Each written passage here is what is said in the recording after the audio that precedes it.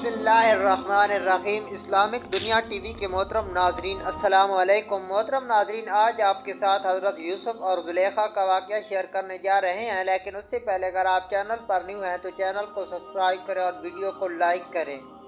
محترم ناظرین، زلیخا جب حضرت یوسف علیہ السلام کی محبت میں بری طرح گرفتار ہو گئی اور اس کی حضرت یوسف علیہ السلام کو لبھانے کی کوشش بھی ناکام ہو گئی تو یہ خبر شہر میں پھیل گئی۔ بالخصوص مصر کے اعلیٰ طبقے کی عورتیں زلیخا پر لعن طعن کرنے لگیں کہ وہ اپنے غلام کی محبت میں گرفتار ہو گئی ہے۔ زلیخا کو یہ بات سن کر بڑی پریشانی ہوئی۔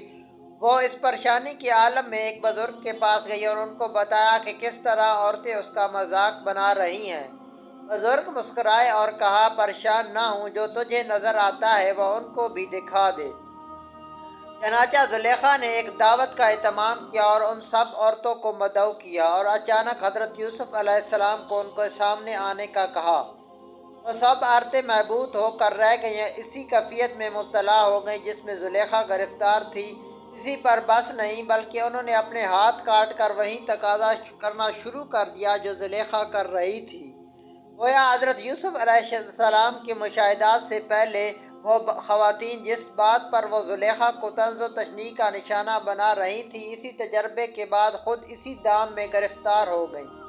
دوسری جانب حضرت یوسف علیہ السلام تھے جو اپنے رب کی محبت میں گرفتار تھے۔ انہوں نے بھی اپنے رب کی برہان کا مشاہدہ کر رکھا تھا۔ انہیں علم تھا کہ ان کے آباء و اجداد یعقوب، اسحاق، ابراہیم کا خدا ان غیر اخلاقی باتوں کو سخت ناپسند کرتا ہے۔ چنانچہ وہ اپنے محبوب کی رضا سے بندھ گئے۔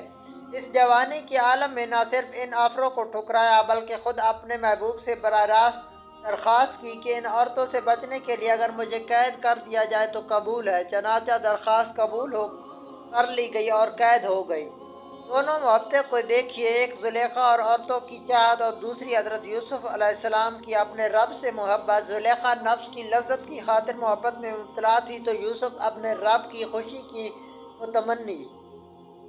زلیخا کو اپنے محبوب حضرت یوسف کی پسند ناپسند کا کوئی خیال نہ تھا۔ حضرت یوسف علیہ السلام سراپا اطاعت، زلیخا ظاہری وجود کی لذت کی متمنی تھی۔ حضرت یوسف علیہ السلام باطنی شخصیت کا ابدی سکون چاہتے تھے۔